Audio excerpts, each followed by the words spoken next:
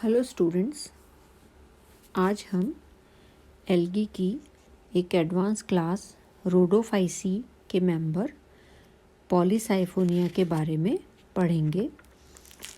Rhodophyceae जो class है वो उसमें करीब 831 जीनस पाए जाते हैं और ज़्यादातर मेंबर्स जो हैं वो मरीन वाटर में पाए जाते हैं या समुद्री जल में पाए जाते हैं। कुछ एल्गी रोडोफाइसी की फ्रेश वाटर में भी मिलती है और मुख्यतया जो ये रोडोफाइसी के मेंबर्स हैं इनको हम रेड एल्गी के नाम से जानते हैं, लाल शैवाल या रेड एल्गी।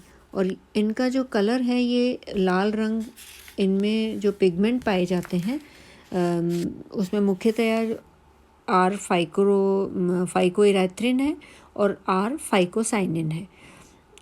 ये दो जो मुख्य पिगमेंट हैं उनके कारण इनका कलर जो है वो लाल हो जाता है। और इसमें रोडोफाइसी में जो संचित भोजन है या जो रिज़र्व फूड मटेरियल है वो फ्लोरिडियन स्टार्च के रूप में पाया जाता है। और जो मुख्य पिगमेंट्स होते हैं वो क्लोरोफिल ए है, डी, अल्फ़ा बीटा कैरोटीन्स, ज़ैंथोफिल्स हैं जिनमें ल्यूटीन है, जियोजेंथिन, वायलोजेंथिन, फ्लेवोजेंथिन, ये मुख्यतया इसमें बिली प्रोटीन्स पाए जाते हैं। जो रोडोफाइसी है उसको उसकी मेन दो सब क्लासेस हैं।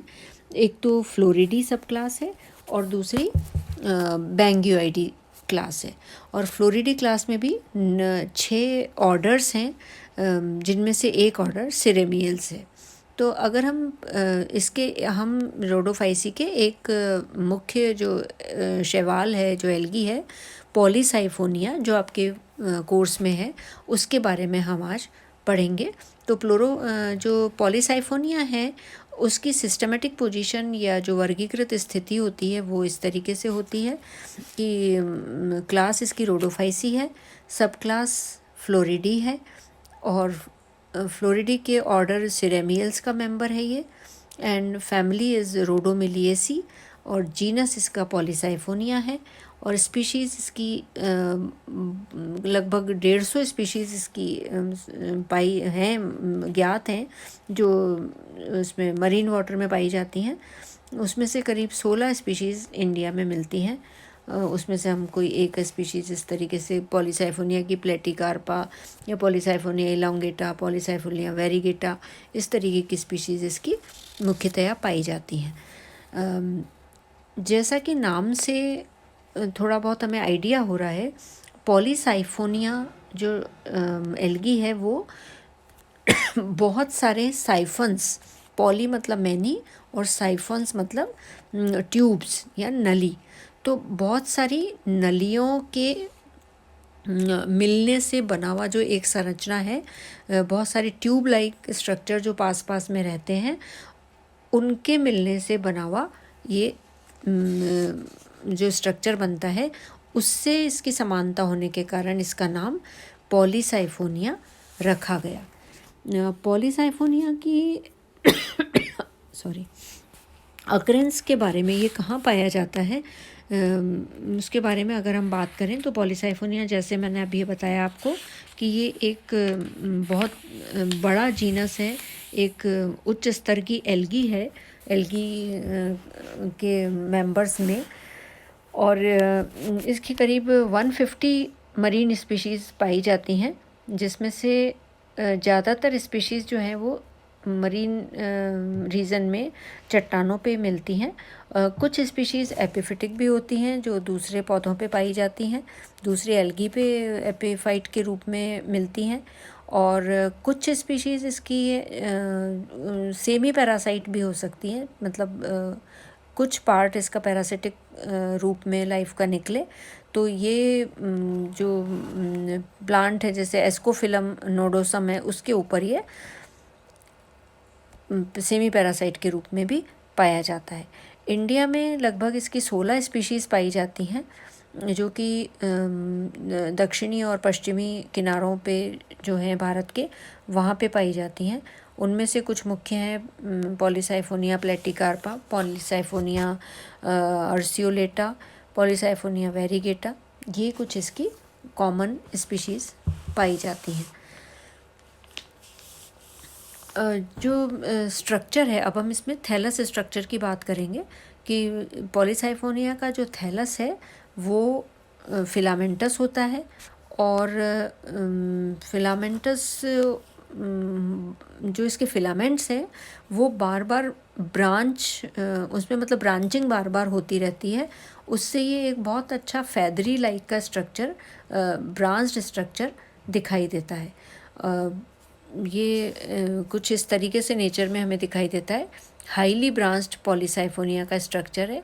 जो ये एल्गी है वो एक तरीके से पंख के समान फैदरी स्ट्रक्चर लिए हुए होती है। नौ जो थैलस है इसका वो मल्टी एक्सियल थैलस है। मल्टी एक्सियल का मतलब इसमें बहुत सारे थैलस ऐसे मतलब जो सेल्स हैं वो कई सारी सेल्स ट्यूब नुमा रचना में पास में मतलब जमी हुई होती हैं। जो प्लांट बॉडी है, अगर हम इसके फिलामेंट की बात करें, फिलामेंट का स्ट्रक्चर किस तरीके का है, तो जो प्लांट बॉडी है वो हेट्रोट्राइकस प्लांट बॉडी है। और हेट्रोट्राइकस प्लांट बॉडी का मतलब है कि ये दो तरीके के उसमें फॉर्म में पाई जाती है। दो इसमें डिफरेंशिएटेड होती है। जो बेसल पोर्शन है वो प्रोस्टेट पोर्शन कहलाता है और जो एक इसका इरेक्ट एरियल सिस्टम होता है। तो जो आधारी तंत्र है, जो प्रोस्टेट सिस्टम है, वो सबस्ट्रेटम पे क्रीप करता है और ये सिस्टम जो है वो वेल डेवलप्ड होता है। और कई स्पीशीज़ में इसमें भी मल्टी एक्सियल या बहुत सारे अक्षों वाली कोशिकाएं इसमें पाई जाती हैं। और इस प्रोस्टेट सिस्टम से बहुत सारे यूनिसेल्युलर राइजोइड्स हमें निकलते हुए दिखाई देते हैं। यहाँ भी हम इसमें एक जो फर्स्ट डायग्राम है इसमें पॉलीसाइफोनिया की हैबिट के बारे में देख सकते हैं कि किस तरीके से ये बहुत ज़्यादा ब्रांचिंग इसमें होके फेदर लाइक स्ट्रक्चर में बदल जाता है। और यहाँ हम देखते हैं कि प्रोस्टेट और इरेक्ट जो दो सिस्टम पाए जाते हैं उसमें जो प्रोस्टेट सिस्टम है उससे ये बहुत सारे राइजोइड्स निकलते हैं, यूनिसेलुलर होते हैं राइजोइड्स।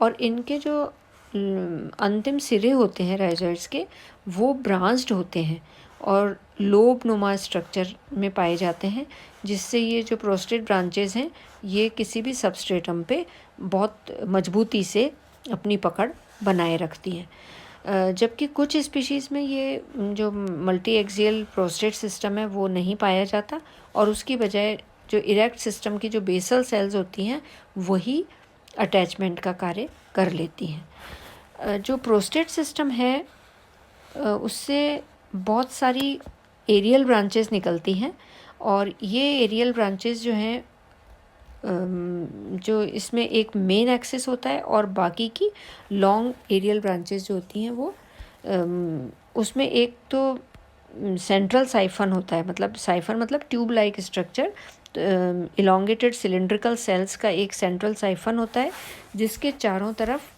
थोड़ी छोटी पेरीसेंट्रल सेल्स जो हैं वो पाई जाती हैं। यहाँ हम देख सकते हैं कि ये सेल्स जो हैं वो इस तरीके से मल्टी सेलुलर स्ट्रक्चर के रूप में, मल्टी एक्सियल सिस्टम के रूप में दिखाई देती हैं, जिसमें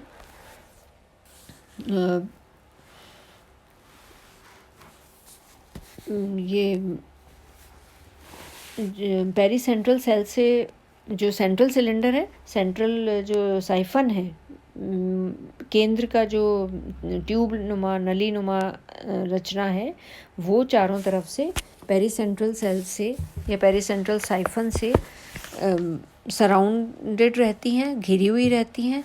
और सेंट्रल और जो पेरीसेंट्रल साइफन्स हैं उनकी जो सेल्स हैं वो आपस में भी जुड़ी हुई होती हैं, इनसे पिट कनेक्शंस के द्वारा, यहाँ हम देखते हैं कि कोशिकाओं के बीच में भी ये पिट कनेक्शन के द्वारा एक दूसरे से कोशिकाएं जुड़ी हुई रहती हैं। जो बीच वाला सिलेंडर है उसकी भी, और जो साइड वाले हैं उनकी कोशिकाएं भी आपस में पिट कनेक्शंस के द्वारा जुड़ी हुई होती हैं।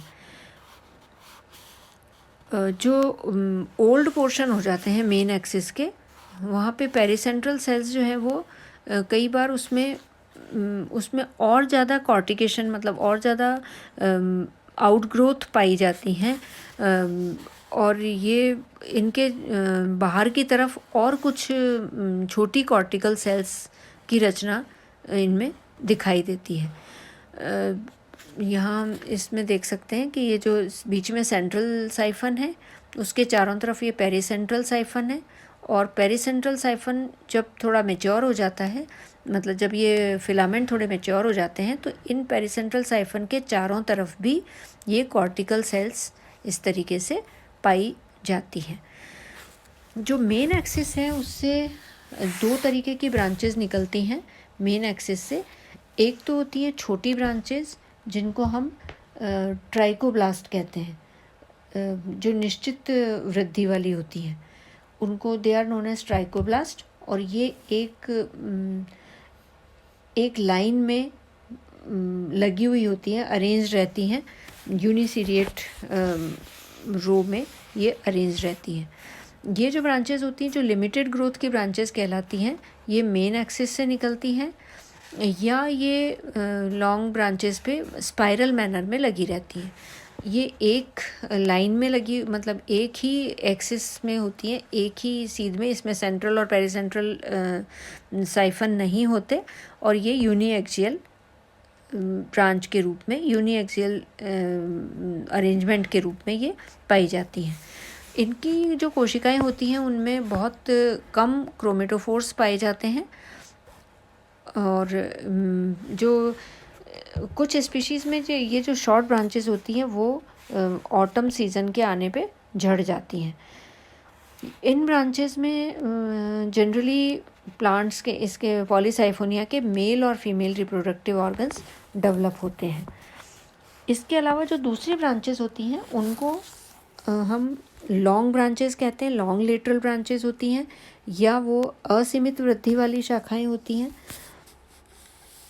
और इन जो लॉन्ग ब्रांचेस होती हैं उस पे ये लॉन्ग ब्रांचेस शॉर्ट ब्रांचेस के बेसल सेल से ही डेवलप होती हैं, और इनका जो बेसल पार्ट होता है वो पॉलीसाइफोनस होता है, लेकिन जो अगला हिस्सा होता है, जो डिस्टल एंड होता है, वो जनरली मोनोसाइफोनस होता है। मतलब उसमें एक ही सिलेंडर, एक ही ट्यूब नुमा रचना में सेल्स लगी हुई होती हैं।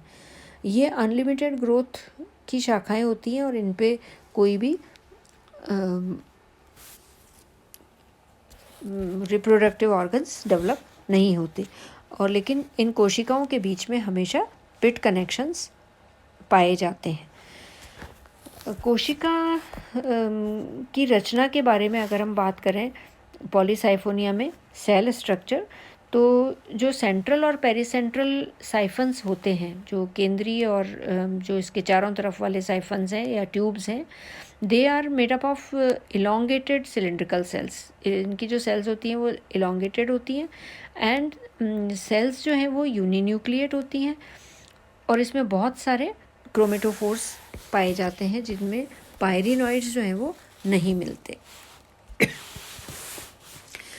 जो सेल वॉल है वो दो भाग में डिवाइडेड होती है। बाहर की तरफ एक पैक्टिक लेयर होती है, और भीतर की तरफ सेल्यूलोजिक लेयर पाई जाती है। सेंट्रल और पेरिसेंट्रल साइफन्स के जो सेल्स हैं उनमें पिट कनेक्शंस पाए जाते हैं, और पेरिफेरल साइटोप्लाज्म जो है वो उसमें फ्लोरिडियन स्टार्च के ग्रेन्यूल्स दिखाई देते हैं।